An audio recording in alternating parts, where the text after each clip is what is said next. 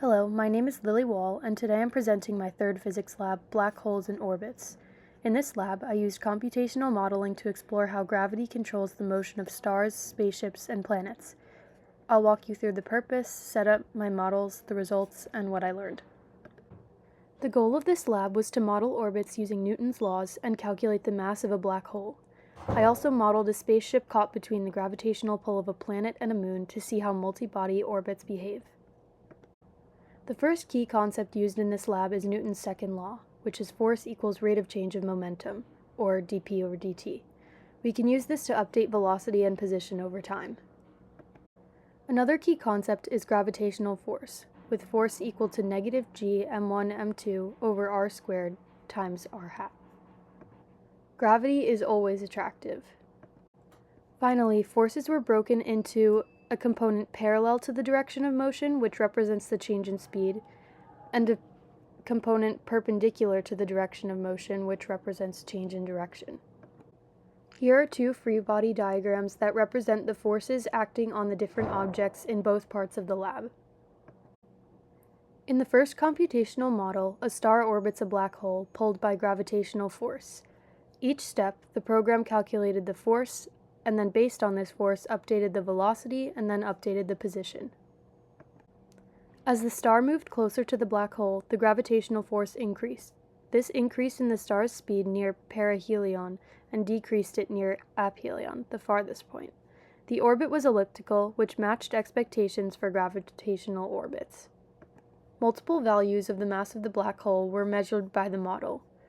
After multiple runs, the average black hole mass was 2.11 times 10 to the 34th kilograms. Due to the net force, the star follows an elliptical orbit. The magnitude of gravitational force is smaller when the star is far from the black hole compared to when it is close. This is consistent with the changes in the parallel and perpendicular components of force. One source of error in this model is the rounding errors in each iteration due to the rounding of the constant g, which explains the slight difference in each calculated mass. Net force and its parallel and perpendicular components and the rate of change of momentum and its parallel and perpendicular components are equivalent, as shown by the equations on the slide. The key difference is that force is what pushes the object.